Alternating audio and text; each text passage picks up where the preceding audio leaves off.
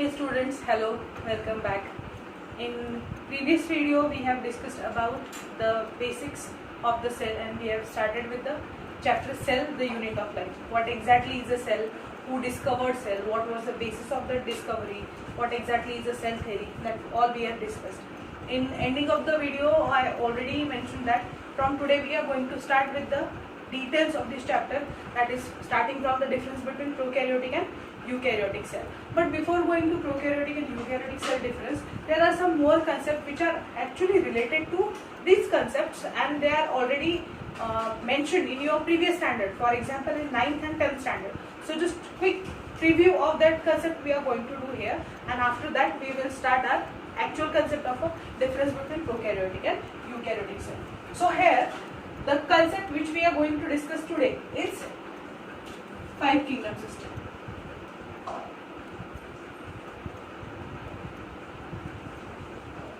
This 5 kingdom system, already you know, this is a concept of a classification of living organism into various classes. So whenever we study a group of organisms, so the organism which possesses some common characters within them, they are always placed in a one common group. So to classify organism, there are multiple systems of classification, and some well-known system among that is a 5 kingdom system, binomial nomenclature given by Carolus Linnaeus, etc. So this is one of the important system which we need to study regarding the chapter of a cell. So here by this 5 kingdom system, before going to that, what exactly is the hierarchy of classification?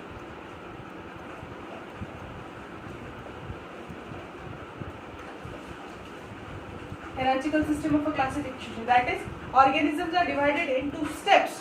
So to combine the characters into one proper group and then making that group so that organisms will be differentiated from each other. So this is nothing but the hierarchy of classification. According to this system, organisms, to classify organisms, there are 7 steps. Starting from first one is a kingdom, largest group, followed by phylum or division, followed by class, then family, order, genus and species. So to classify any living organism, all these steps are followed. Firstly, in which kingdom the organism is fit. So first one is a kingdom. Kingdom further divided into sub-kingdom, which is also known as phylum and division. Division is the word used for plants and phylum is word used for animals. Then further, in which class they fit, among class, then in which family they fit, from family, in which order, in which genus and in which species. So this system in which 7 steps are included to classify any organism from other, this is known as a hierarchy of classification, in which these 2 words are very important, genus and species. So according to the multiple theories given for classification, every organism should have their unique name that will be used as a reference for study or research or identification of that organism. We also have a unique name which is not common with anyone else. So this unique name is also provided to every living creature.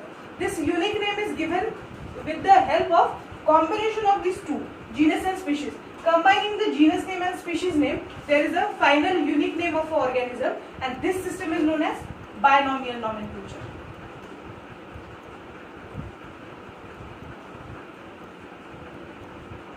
Binomial, bi means 2, nomial means name. So combining 2 names and giving new name to organism, this system is known as binomial nomenclature, which is given by Carl Linnaeus or Carolus Linnaeus.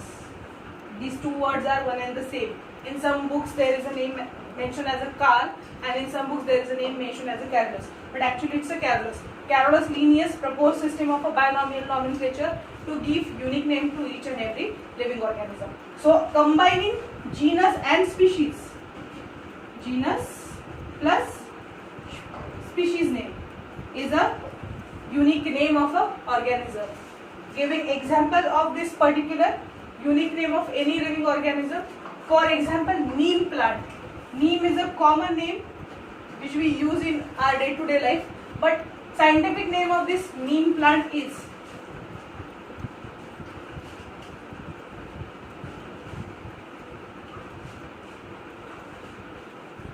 Azadirachta indica. Azadirachta is a genus name, indica is a species name. So in Azadirachta genus there are multiple species. So indica is the name of neem. If we replace this indica name with a Vasaka, Vasaka is the name of a Adulsa.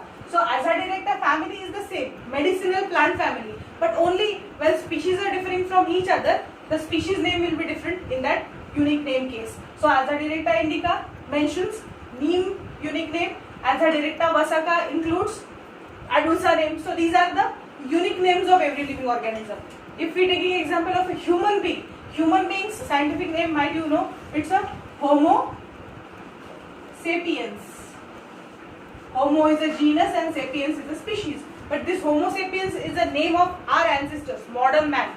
Now we are one more step adapted from our ancestors, and that's why our scientific name is a Homo sapiens sapiens. Subspecies is also included in this binomial nomenclature name. So these are the systems given by Carolus Linnaeus to identify every living organism by their unique name. So this is hierarchy of a classification and a binomial nomenclature. Then what exactly is a five kingdom system and why we are studying this in today's video? So there is a relation between study of a prokaryotic and eukaryotic organism with all these cases.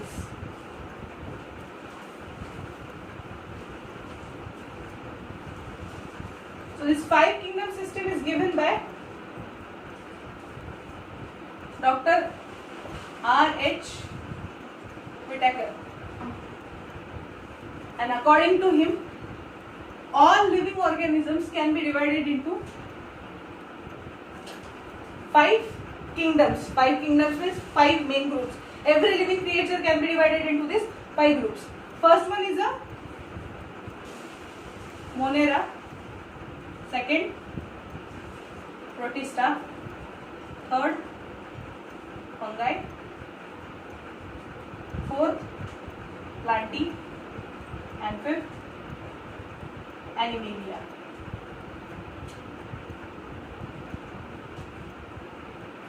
So according to R.H. Whitaker, all living organisms are divided into five basic groups or five groups of organisms. That is Monera, Protista, fungi, Plantae and Animalia. In that, this Monera class is one of the primitive means most ancient class from the time of origin of the living life. This class is persistent, which mostly include bacteria and unicellular prokaryotic organisms. So this bacteria or organisms like bacteria, which are primitive in their structure, they are all included in Monera. But Protista, fungi, Plantae and Animalia, these all are eukaryotic and maybe unicellular or maybe multicellular. Differences among them is quite different from each organism to organism, but they are mostly in an advanced type. Basic type or old primitive type is only available with the class Monera, which is a unicellular prokaryotic organism, mostly bacteria. So whenever we study cell, all the types of cells are included in the study. So maybe the cell will be unicellular prokaryotic, unicellular eukaryotic or multicellular eukaryotic. So whenever we are studying this difference between prokaryotic and eukaryotic cell, we should know the classification system of a five kingdom, in which first kingdom, the Monera kingdom, is always given a specifications of only bacteria or bacteria-like organisms which are primitive in nature. So this is nothing but the five kingdom system, and we need a reference. That's why I revised this particular bit before starting the actual difference between prokaryotic and eukaryotic cell. So next, going to our main concept, that is prokaryotic and eukaryotic cell difference.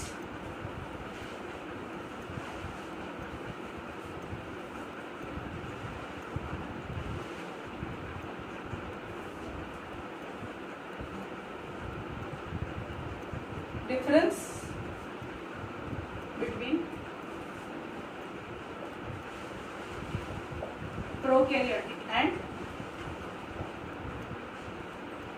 eukaryotic cell. So while differentiating this cell, there are some basic features on the basis of which we can classify prokaryotes from eukaryotes. So here I am going to write 3 columns. First one is a features, prokaryotic cell and eukaryotic, or also known as prokaryotes and eukaryotes, in which the first feature is always nucleus. As we have already discussed, nucleus, old type of nucleus and advanced type of nucleus. The word pro means old and word karyon means nucleus. Here word U means new or advanced, and one second word karyon means nucleus. So here nucleus is old type and here nucleus is new type. Nucleus is absent with nuclear membrane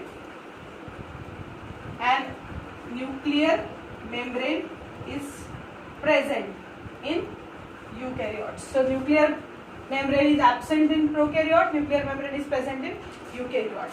This nucleus is generally nothing but a genetic material, either in the format of DNA or RNA, but generally we discuss about the DNA. So here DNA is either, that is genetic material consists of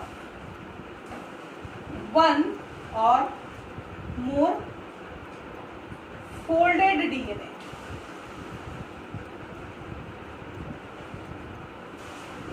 So genetic material in terms of a prokaryotes is a consists of one or more folded DNA strand, means not actually a proper structure of chromosomes or pair of chromosomes, which is generally observed in the eukaryotic cell. So prokaryotic cell have nucleus, which is few strands of DNA folded upon each other, which is not giving a proper structure of a chromosome. But in terms of a eukaryote, genetic material available in the form of chromosome pairs. So advanced type of nucleus is available in terms of a eukaryotic cell, but very poor type of nucleus is available in terms of a prokaryotic cell. Nucleus may be present in any corner of cell. Nucleus is always present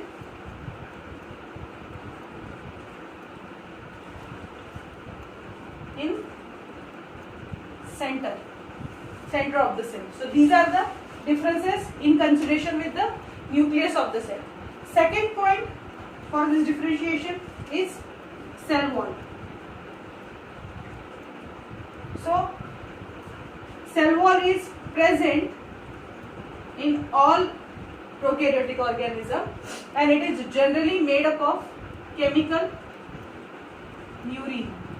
Murein is a polysaccharide, nothing but a sugar, complex type of sugar, and that makes a composition of a cell wall. Cell wall is generally present or mostly present in prokaryotic cell and made up of murein. Cell wall, if present, made up of different type of chemicals. As species are differentiating, nature or kind of chemical making up the composition of cell wall will be different. So if present, for example, all eukaryotic cells are not with cell wall, specifically animal cell lacks cell wall. So if cell wall present, for example funguses or plant cell, then composition of cell wall will be differing from species to species depending upon the nature. So chemicals involved in the formation of that particular cell wall structure are different from species to species.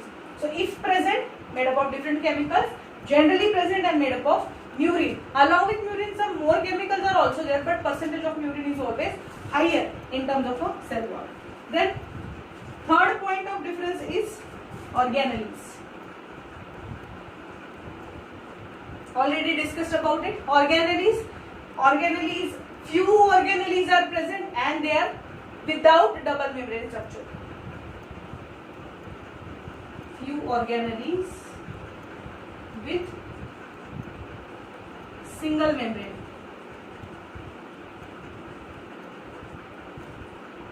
All organelles with double membrane. So this is the difference between prokaryotic and eukaryotic cell regarding the organelles. This is the third point. Then next point of difference is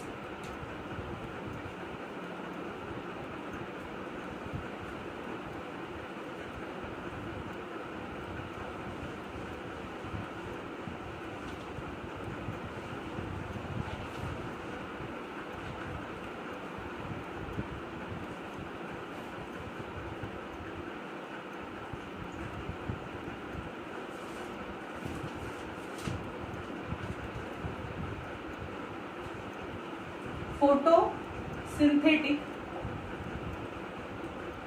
apparatus. Photosynthetic apparatus means if the organism is photosynthesizing, making their own food. So what type of photosynthetic apparatus is available?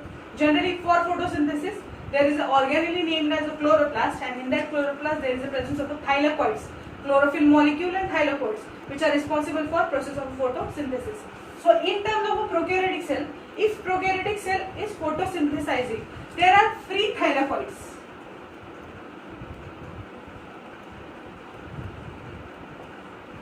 In the cytoplasm. Thylakoids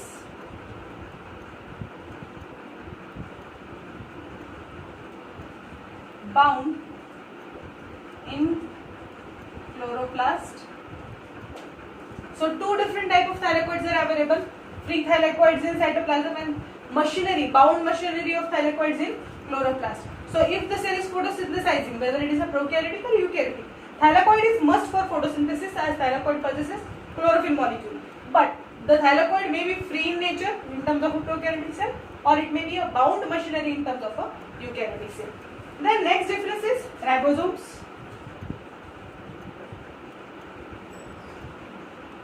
Ribosomes, also known as protein synthesizing factory of a cell, which is responsible for conversion of code, decoding it and making of protein on the order of nucleus. So these ribosomes are either freely present in cytoplasm like thylakoid and are of 70S type. Ribosomes may be free or attached to ER. ER is an endoplasmic reticulum and they are of 80S type.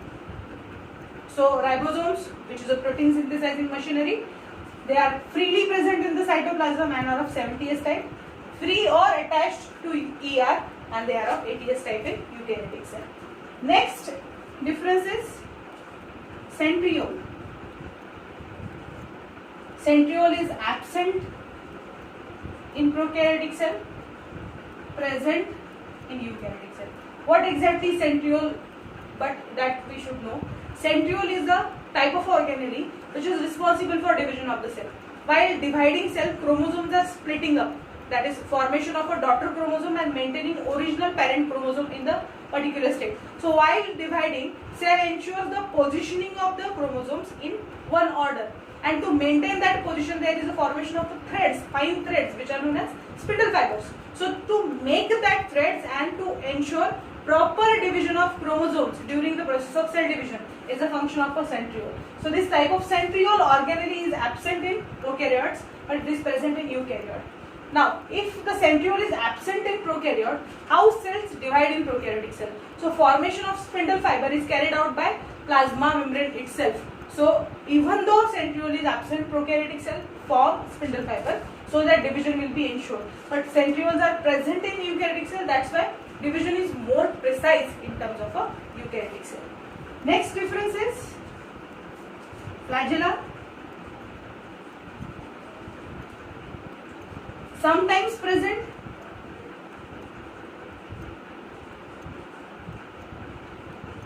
and single stranded.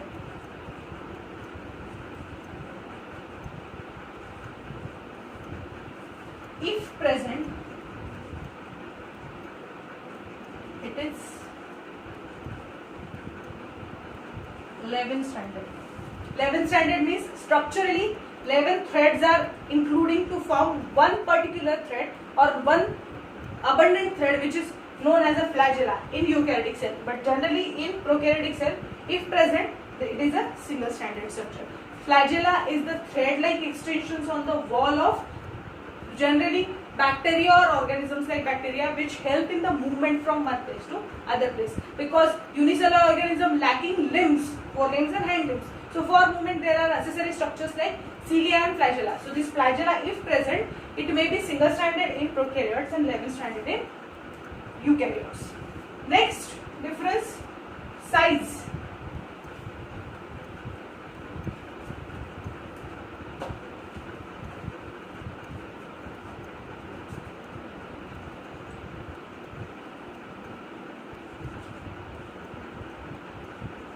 Size range of prokaryotic cell is generally 1 to 10 micrometer.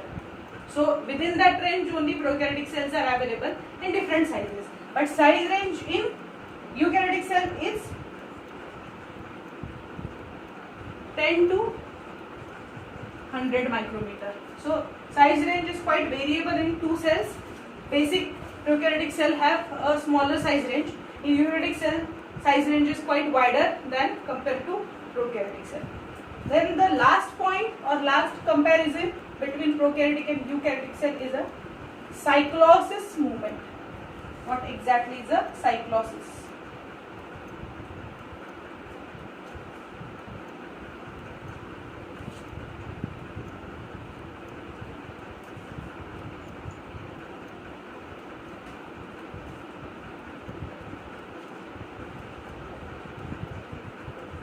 This cyclosis is also known as streaming movement of cytoplasm in cells to ensure intracellular transport of a material or to maintain the cell's osmotic balance.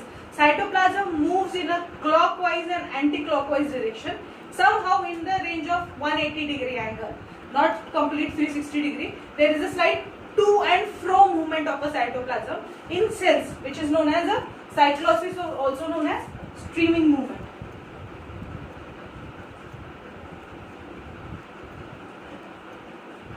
So this cyclosis or streaming movement is absent in prokaryotic cell, but it is present in eukaryotic cell. So cyclosis is generally absent in prokaryotes, but it is present in the eukaryote. Due to cyclosis, natural flow within the organelle and out of the organelle is maintained.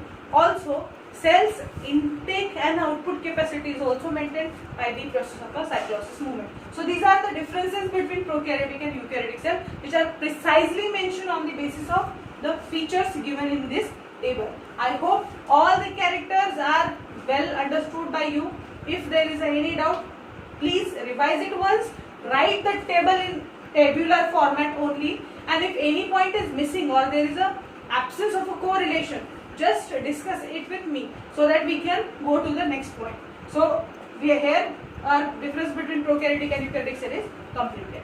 Now here we are going to start with our new bit of this chapter, which is nothing but the ultrastructure and functions of a prokaryotic cell.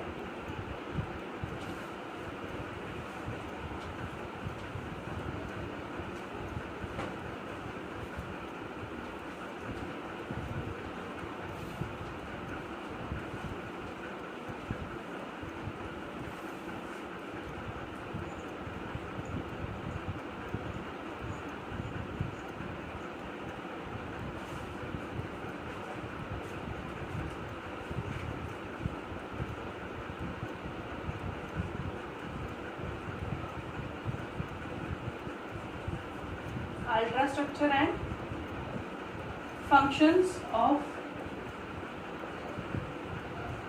prokaryotic cell. Now what exactly is a prokaryotic cell, that we have discussed multiple times with some minute details of this prokaryotic cell. Now going in detail with the prokaryotic cell, This is a prokaryotic cell.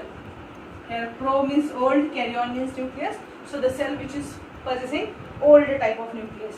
Typically, these are unicellular cells placed in kingdom Monera. So here is a reference of a Monera, and that's why I recalled that concept before starting the beat. So typically prokaryotic cells are unicellular, generally made up of single cell, and they are placed in kingdom Monera. It includes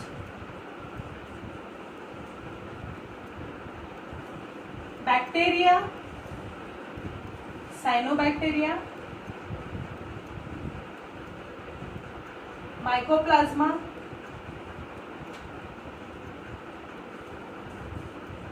PPLO. This PPLO is pleuro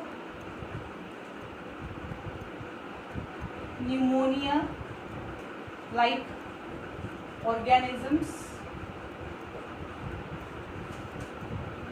spirochetes,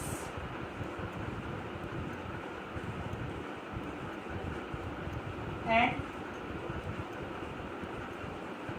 rickettsia.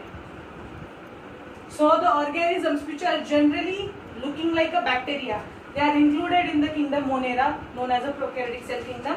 So these organisms are of type like a bacteria, cyanobacteria, mycoplasma, PPLO. PPLO is a pleuropneumonia like organisms, spirochetes and rickettsia. So these are somehow relating with each other like a bacterial structure, and they are placed in one common group known as a prokaryotic cell. Among these example bacteria are simplest to understand.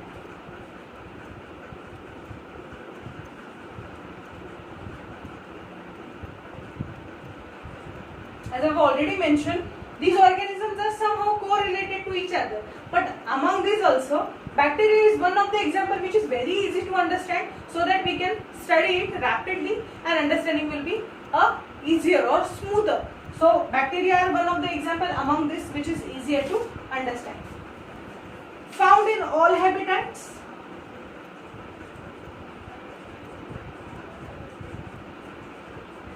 All habitats means from ranging of a temperature range like minus 150 degrees Celsius to the temperature like 120 degrees Celsius. Whether it is air, water, soil, glaciers, hot water springs, anywhere. So bacteria can available everywhere in the nature, and that's why all habitats are suitable for the living of a bacteria, because they are small organism and get adapted very easily. That's why survival is easy in every type of habitat where whatever the conditions are there.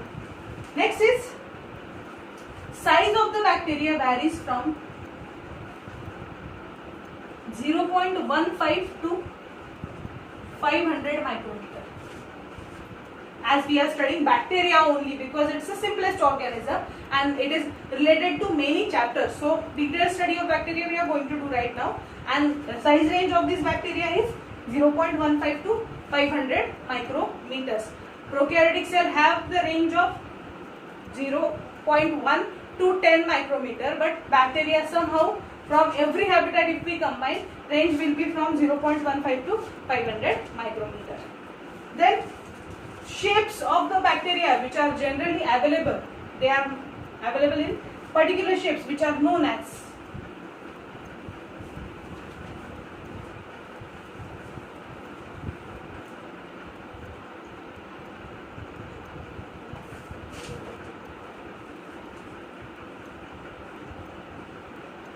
shapes which are available, and for that shape there is a particular name to that group of bacteria.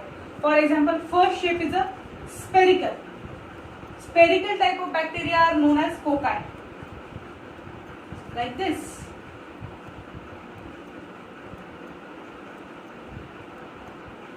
So they are generally available in the colony format. These bacteria will be never single in the survival. They are always available in the colony format, and spherical shaped bacteria are known as cocci. Second one is a rod shape, which is known as bacillus. This is how rod shape is available. Third one is spirally coiled, which is known as spirillum.